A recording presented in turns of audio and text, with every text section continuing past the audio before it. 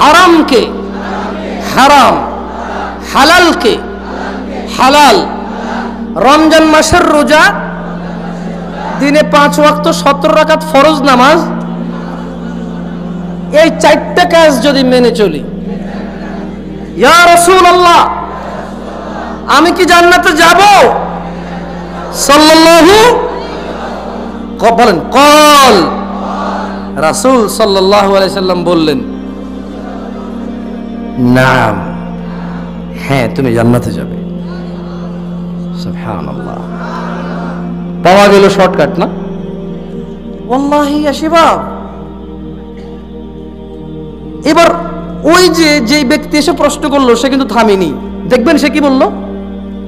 সে বলছে যে আমি শুধু ফরজ নামাজ পড়বো, শুধু রমজান মাসের রোজা রাখবো। ও আমি মনে সুন্নত নফলকে পড়তে না করছি, ঠিক না? এখানে আল্লাহ নবী মনে না করছে না? আস্তাগফিরুল্লাহ। ভুল বুঝিয়েন না, ভুল বুঝিয়েন না। এটা একটা প্রেক্ষাপট, এটা একজন ব্যক্তির জিজ্ঞাসা। সে কথা বলছে কার সাথে? কার সাথে? আমার আপনার সাথে। কার সাথে? সাল্লাল্লাহু। মা ও বোনেরা, পর্দার আড়ালের মনোযোগ দিয়ে শুনবেন। তাহলে একজন লোক এসে কয়টা জিজ্ঞাসা করলো বলেন তো? 1 নম্বরে কি, 2 নম্বর, 3 নম্বর, 4 নম্বর। 3 নম্বর হালালকে হালাল, হারামকে হারাম হিসেবে মেনে নেওয়া। তাহলে রাসূল সাল্লাল্লাহু আলাইহি সাল্লামকে সে বললেন আমি কি জান্নাতে যাব? রাসূল সাল্লাল্লাহু আলাইহি সাল্লাম কি বলছে? আবার বলেন আরবিতে, নাম। রাসূল সাল্লাল্লাহু আলাইহি সাল্লাম কি বলছে? হ্যাঁ তুমি জান্নাতে যাবে। এইবার ওই লোক বলতেছে কল, বলেন কল। ওই ব্যক্তি বলল ওয়াল্লাহি, আল্লাহর শপথ, লা আযীদু আলা যালিকা শাইআ।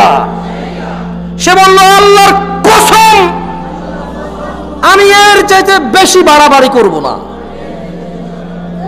তার মানে ওই লোক আল্লাহ রাসূল সাল্লাল্লাহু আলাইহি সাল্লামকে কি বলেছে, কি করবে? আরে মাত্র পড়াইলাম, ভুলে গেছেন নাকি? যারা আপনারা নামাজ পড়েন না, দিনে 17 রাকাত পড়েন, এই রমজানের রোজা রাখেন, তবে এখানে অনেকে মনে করেছে কি জানেন, ব্যাস ওর 5 ওয়াক্ত নামাজ আর রমজানের রোজা জান্নাত। এখানে কিন্তু বাকি 2টা কথা খেয়াল করেন। বাকি 2টা কথা কি বলেন তো? বলেন ওয়া হারামতু ওয়া আহলালতুল হালাল। জোরে বলেন ওয়া আহলালতুল হালাল ওয়া হারামতুল হারাম। হালালকে হালাল, হারামকে হারাম হিসেবে মেনে চলবো। তাহলে মদ খাওয়া, তাই নাকি? হ্যাঁ আসলেই তাহলে এটাকে মেনে চলতে হবে। সিগারেট মনে হয় মদ না, না? ইয়াবা কি মদ নাকি? এটা তো ইয়াবা না, এটা কি মদ বলে নাকি এটাকে? তাহলে বুঝতে হবে যে আমরা মদ হিসেবে ভেবে নিয়েছি পানি জাতীয় জিনিস, ঠিক না? আসলে নেশাদার দ্রব্যকে এক কথায় মদ বলা হয়। কি বলা হয়? নেশাদার দ্রব্যকে এক কথায় কি বলা হয়? এবার এটার বিভিন্ন নাম আসতে পারে, আরো কিছু আসতে পারে। আচ্ছা সুদ, ওই লোক বলেছে আমি হালালকে হালাল বলবো, হারামকে হারাম বলবো। সুদ, গান বাজনা মানুষকে দেখিয়ে বিনিময়ে টাকা গ্রহণ করা, এটাও। আল্লাহু আকবার, ইউটিউবার এবার বিপদে পড়ে যাবে। না হাসিয়েন না, আমাকে ঘৃণা করি না, তবে ও যে দাবি করে যে ও উঠায় ও নামায়, এ কথা মিথ্যে। উঠায় কে? নামায় কে? অত ইজ্জু মান অত যিল্লু মান। যাকে খুশি ইজ্জত কে দেয়, যাকে খুশি বেইজ্জতি কে করে? তাহলে কেউ কাউকে উঠায়, কেউ কাউকে নামায়?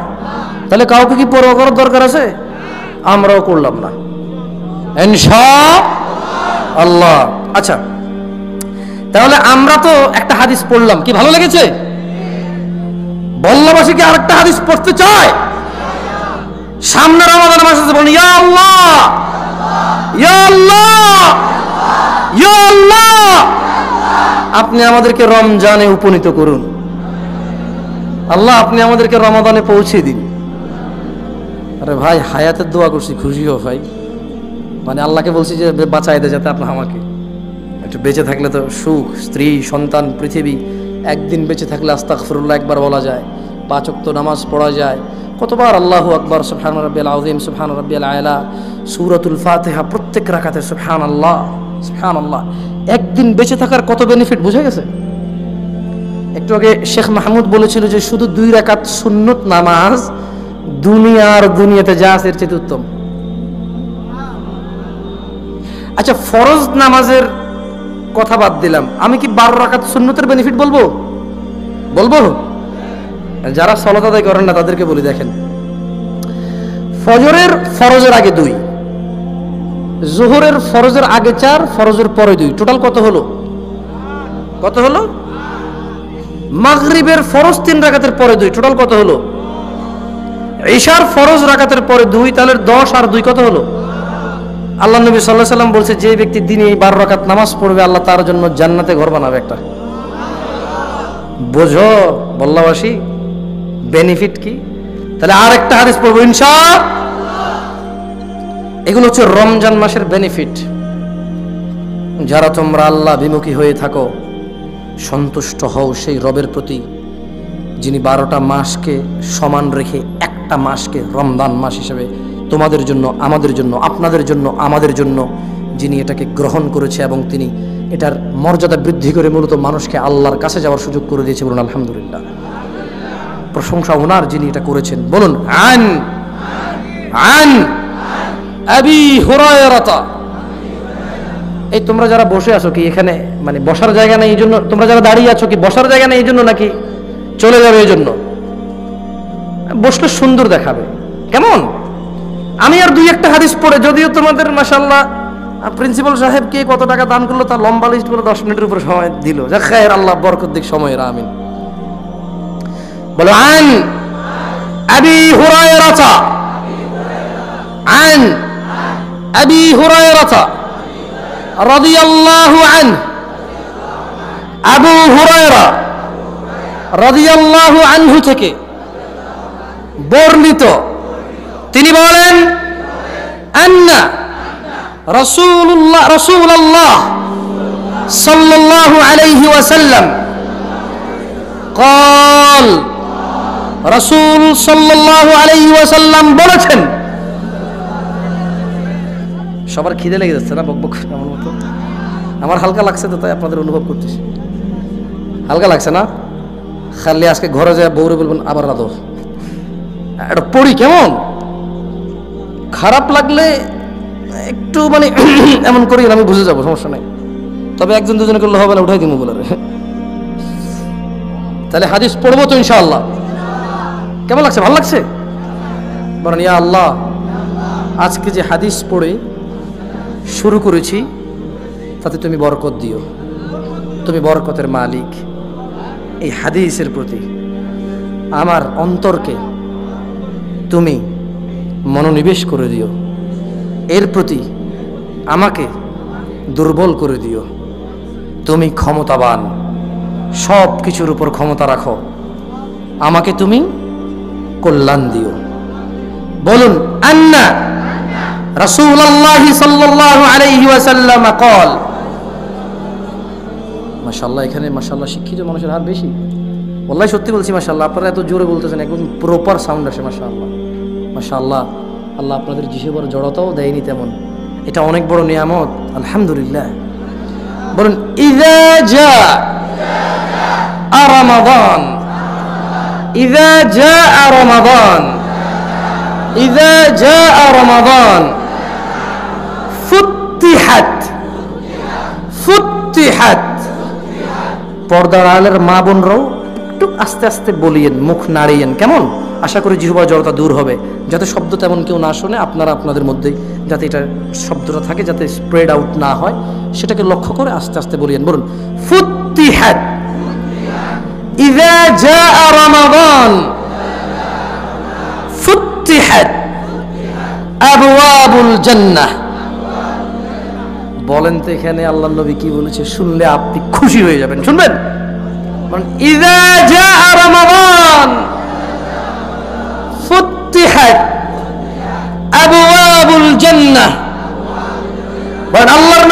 বলেছে যখন রমজান মাস আসে জান্নাতের দরজা খুলে দেওয়া হয়। কিসের দরজা খুলে দেওয়া হয়? মানে ওয়াগুল্লিকত আবওয়াবুন নার, আবওয়াবুন নার, আবওয়াবুন নার, ওয়াগুল্লিকত, ওয়াগুল্লিকত। কে হালাল, হারামকে হালাল। এবং সে জান্নাতে যাবে কিনা আল্লাহর নবী কি বলেছে? রমজান মাস আসলে কি খোলা হয়, কি বন্ধ করা হয়, কাকে বেঁধে ফেলা হয়?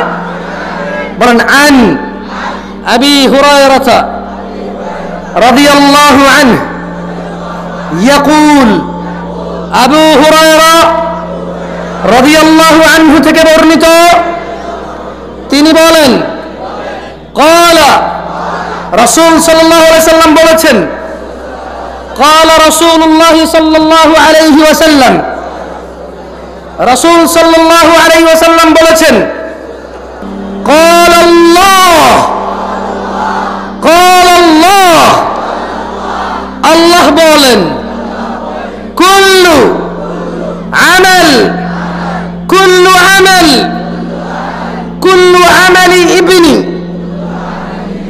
কুল্লু আমালি ইবনি আদম। কষ্ট হচ্ছে না তো? আমি চাচ্ছি একটা একটা করে বলে আপনার আস্তে আস্তে যাতে জিনিসটা সুন্দর হয়। কেমন?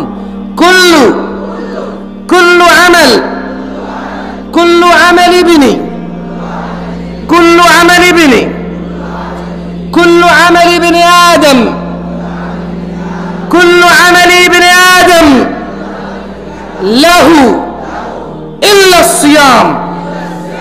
তাহলে বলেন আল্লাহ বলেছেন আদম সন্তানের প্রতিটি কাজই তার, রোজা ব্যতীত।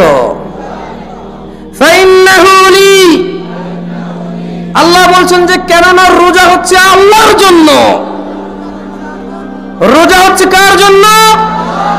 আল্লাহ বলছে ওয়ানা আজিজি বি, বলুন ওয়ানা আজিজি বি। আল্লাহ বলছেন আমি নিজেই এর প্রতিদান দান করব। বল্লাবাসী কে কে চাও আল্লাহ থেকে প্রতিদান নিতে? কে কে চাও? সমস্ত আমল কার না, সমস্ত আমলগুলো কার জন্য? নিজেদের জন্য। কুল্লু আমাল ইবনি আদম, সমস্ত আমল বনি আদমের, লাহু, আদমের সন্তানের জন্য, ইল্লা সিয়াম, রোজা ছাড়া। তাহলে সমস্ত আমল কার জন্য মানুষে করে? নিজের জন্য। সিয়াম কার জন্য? সিয়াম কার জন্য? তাহলে ওয়াদা করো রমাদান মাসের সিয়াম তোমরা ভাঙবে না ইনশাআল্লাহ। যতই তোমাদের স্ত্রীদের সাথে বৈধ সম্পর্কে লিপ্ত হয়ে রমাদানে অবৈধতে পরিণত করা হোক, যতই তোমাদের চাহিদা হোক, প্রয়োজনে ঘর থেকে বেরিয়ে যাবে, প্রয়োজনে ঘরেই ঢুকবা না। যদি তোমার মনে হয় যে তুমি ঘরে গেলে তোমার স্ত্রীর সাথে তুমি মিলিত হয়ে যেতে তোমার মন চাচ্ছে, প্রয়োজনে ঘরে আসবে না, তবুও সিয়াম ভাঙবে না। কারণ জেনে রাখো, এভাবে নিজে নিজে একটা সিয়াম নিজের প্রবৃত্তির প্রবণতা এসে ভেঙে ফেললে পরবর্তী